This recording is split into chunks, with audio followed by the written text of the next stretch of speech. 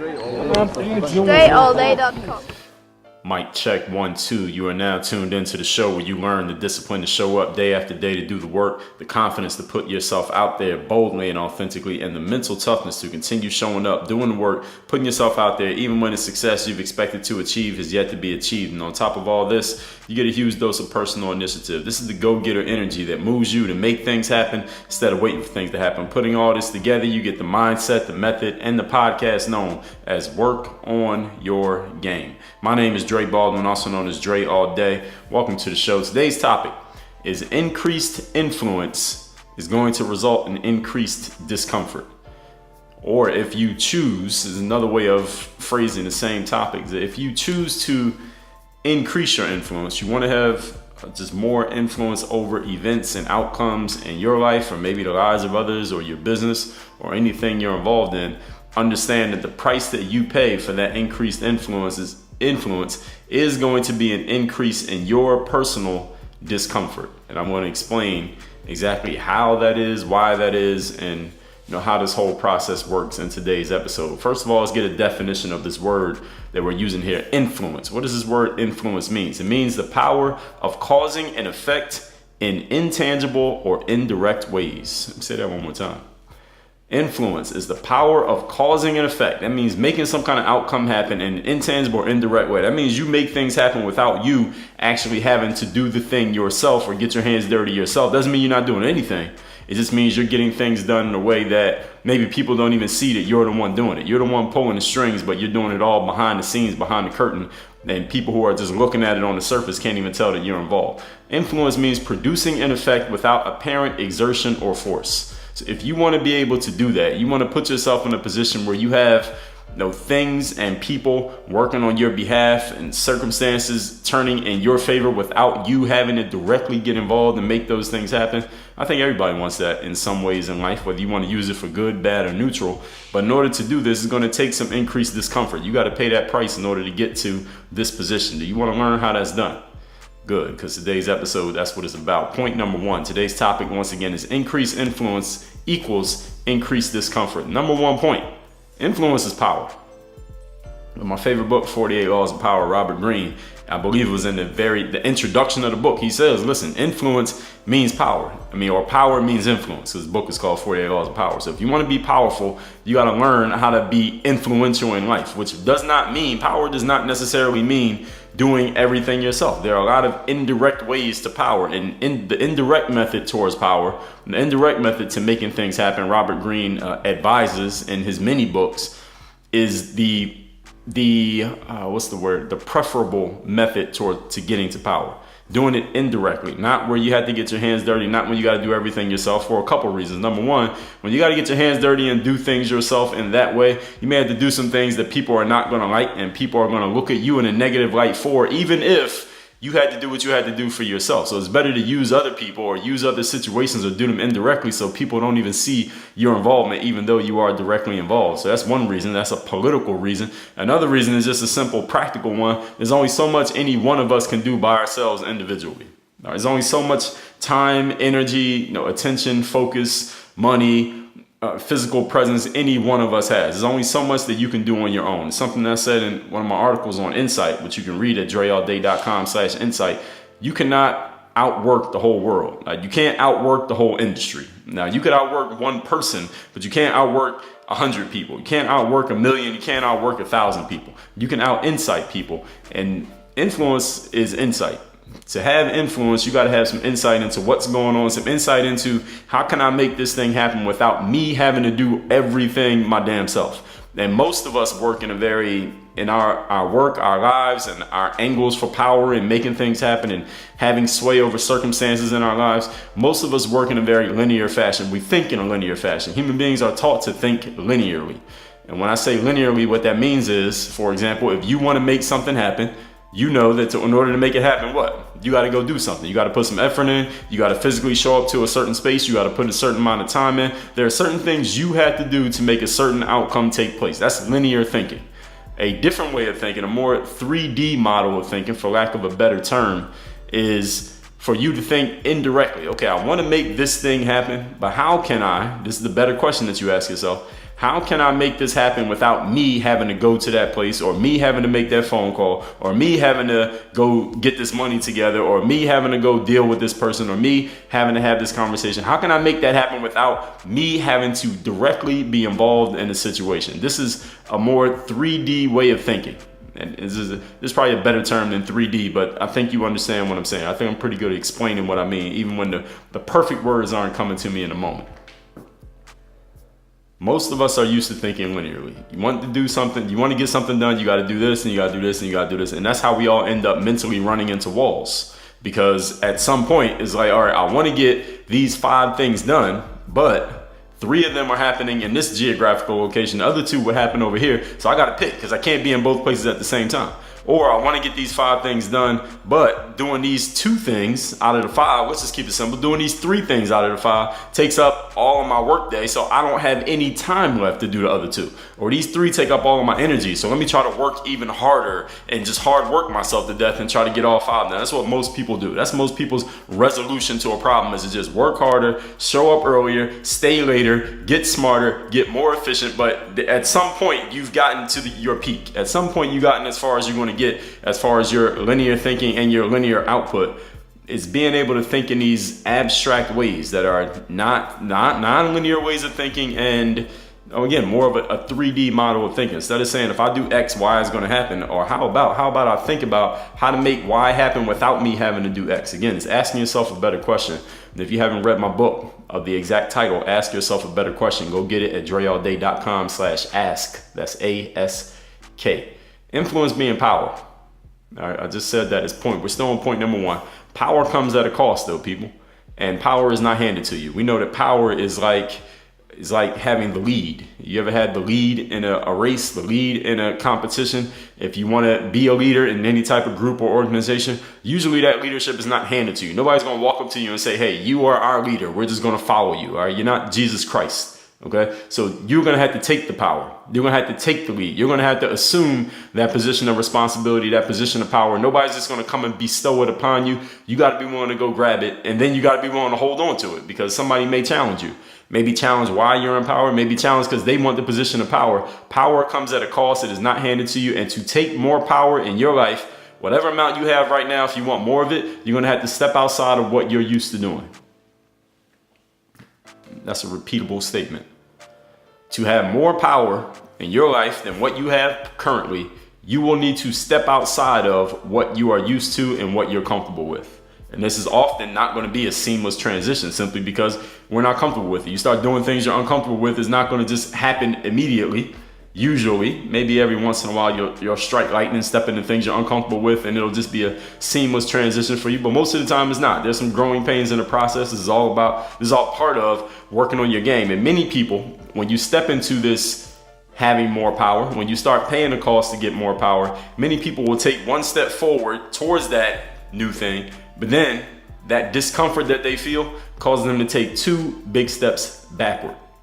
So this is what happens. You say, I'm going to do these new things that'll give me some power. Let's give ourselves a more hard example. So let's say we got an entrepreneur, solopreneur. You've been running your business yourself all this time. You have a consultancy. You got a solid client base. You're making pretty good money. You want to be doing better, but you're doing pretty well. But you decide, hey, I want to take my business to the next level. And or you decide, you know what? I'm tired of doing all this damn work myself. I'm working myself to death. I started this business so I could have more free time, but I actually have even less free time now than when I had a full-time job. I need to do some different things about my business. So you decide to work smarter instead of working harder. What do?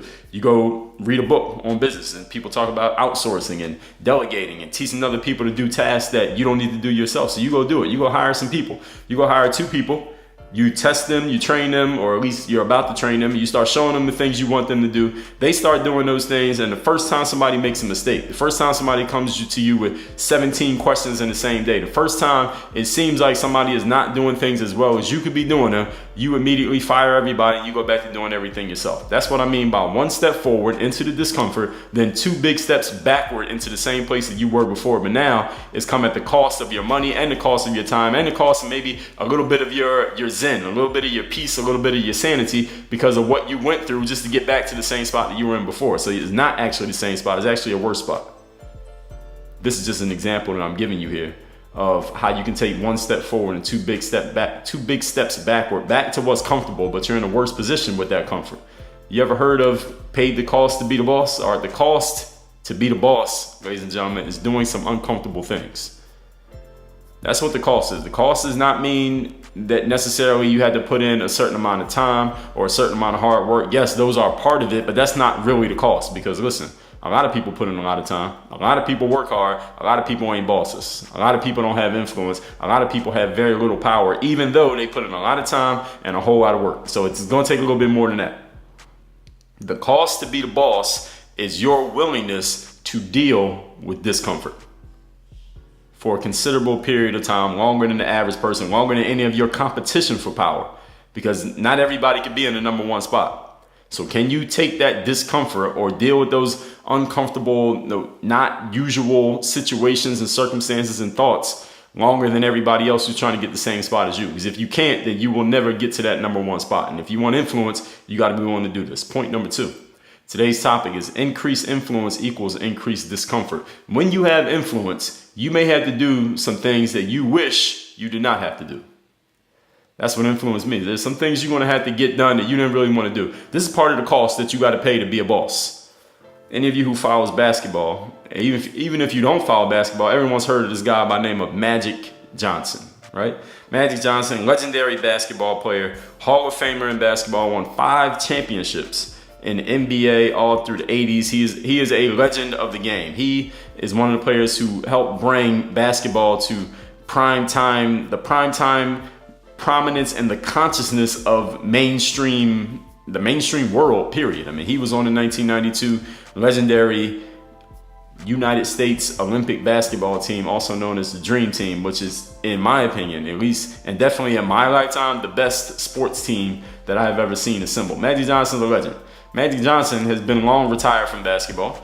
I mean, he famously attained, was the word he used, the HIV virus. I don't believe he ever actually got full-blown AIDS, and it is almost like an afterthought that he had the HIV virus these days. People mention Magic Johnson, don't even mention that virus. Maybe he's just completely defeated. I believe I heard a story years ago that it was like the doctors couldn't even find it in his blood because he had the designer drugs and all the cutting edge stuff and is pretty much gone from his body. At least that's the last thing I heard anybody even mention it about Magic. That's not even why I'm bringing Magic up. But anyway, we all know who Magic is, right?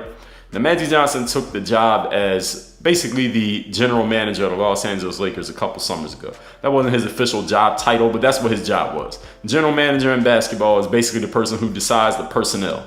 Who they're going to sign to the team, who they're going to trade, who they're going to let walk away in free agency, who's going to be the coach. The general manager is the person who hires all the players that you see in the games and the coaches that you see on the sideline. That was Magic Johnson's job. He took that job. And Magic Johnson abruptly quit his job as the general manager of the Los Angeles Lakers 2 years into the job, right before the last game of the season for the Lakers. Nobody knew he was going to quit. He hadn't even told his boss, the owner of the Lakers, that he was going to quit. He did this long 40-minute press conference / Q&A. You can look this up online and watch it yourself. I did, where he explained why he was quitting his job as the Lakers general manager. And one of the things that he mentioned, one of the highlights of this whole press conference, is Magic Johnson saying, listen, he didn't say it in so many words because Magic is such a great people person. He's a very eloquent individual. A lot of us can learn, including myself, from Magic Johnson's eloquence. He's very smooth with his words, and even me myself, sometimes I can be a little bit sharp. But Magic Johnson's very smooth with his words. And one of the things he said in his exit press conference, which is what this became, nobody knew that's what it was, but that's what it became, is that he had plans on. His plan was to fire the Los Angeles Lakers coach, a guy by the name of Luke Walton. He was going to fire Luke Walton and replace Luke with somebody else. His challenge was, this is what Magic said, was that the owner of the Lakers, Jeannie Buss, didn't want Luke Walton to be fired, but because she had hired Magic to make that decision, even though she had authority over Magic, she was going to ride with whatever Magic wanted to do. So basically, Jeannie Buss, the owner of the Lakers, told Magic, even though I'm your boss, Magic, whatever, I empowered you to make the decisions with the personnel, which includes the coach. So even though I don't want the coach to be fired, Magic, if you want to fire the coach, I'm not going to undermine you or go over the top of you and tell you that you can't do it because I hired you to do that. So if that's what you want to do, even though I disagree, you go ahead and do it. And Magic Johnson basically told the press in his quitting press conference I didn't want to have to affect someone's livelihood, which in other words meant he didn't want to have to fire somebody.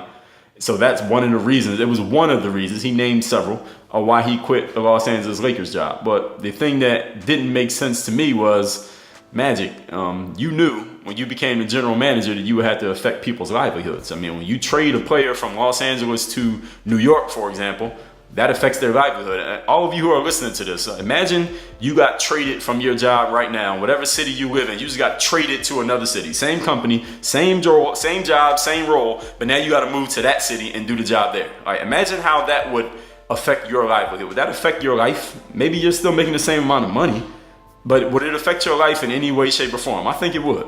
And I think Magic understands that when he trades a player or a player is on the Lakers and their contract is up and he decides not to re-sign them and that player has to go get a job somewhere else, imagine again if that happened to you. Your job just decided, at the end of the month, we're not re-signing you to this job, so you got to go get a job somewhere else. Does that affect your livelihood?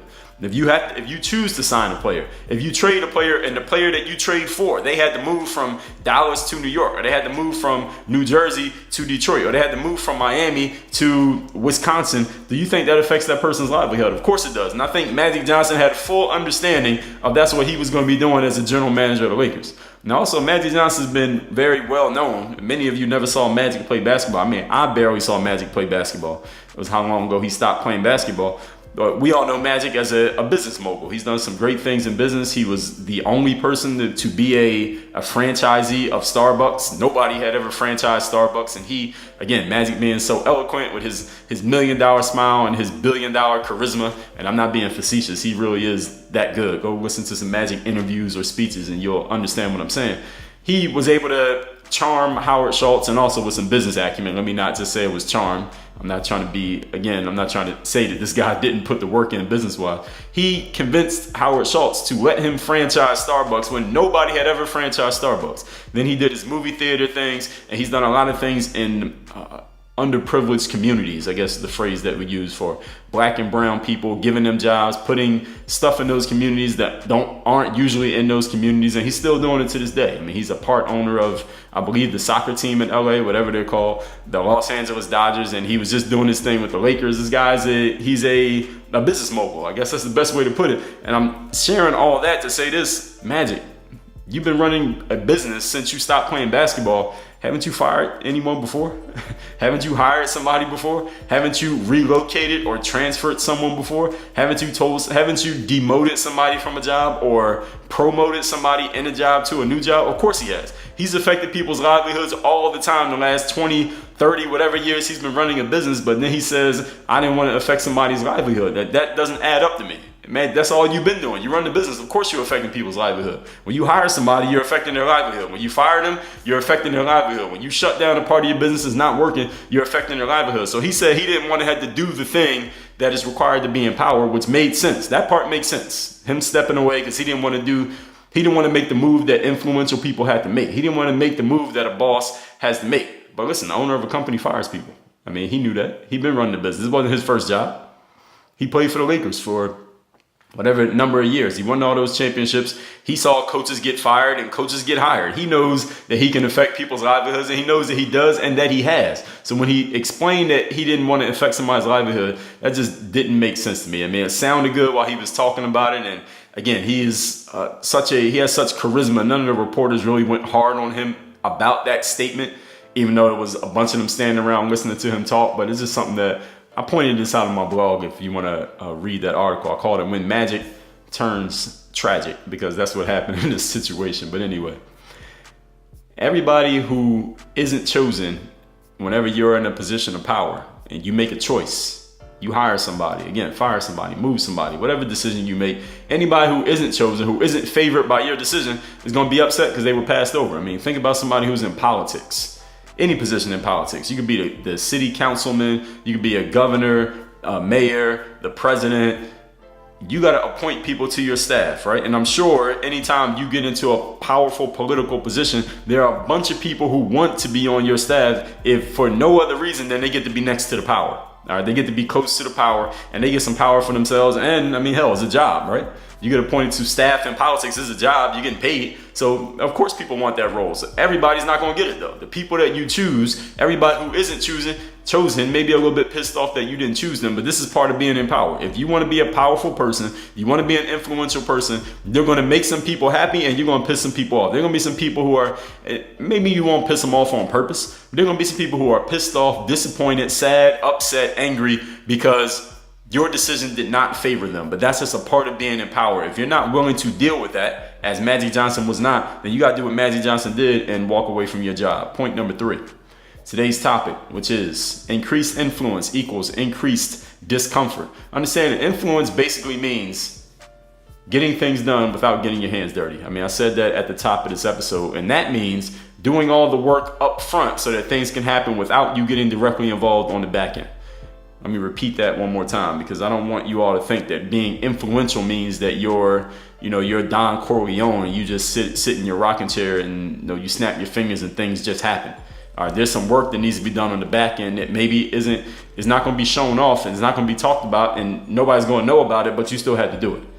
So to be influential, which means getting things done without getting your hands dirty, that means you actually are getting your hands dirty, but just not publicly. Nobody knows about you getting your hands dirty. See, it's not on your Instagram that your hands got dirty. Doing all the work up front so that things happen during the middle and on the back end without you having to get directly involved and people are looking at you like, wow, this person is so powerful, so influential. Look at all the things that make it happen and they don't even have to lift a finger, but you lifted a whole lot of fingers when they weren't watching. That's what influence is. Relationships, you got to build them up front. Knowledge, know what the hell is going on in your work and know everything that's going on in your job without anybody else having to tell you. If somebody else is informing you what's going on in your business, then you're the one who's making a mistake. Gathering information from as many sources as possible. That's part of relationships. All of these are interwoven. Knowing people in different places and different sectors that do different things, that know different people, that know different stuff that you may not know, so that you have all the information. When something happens, you know who to call so you can get the information.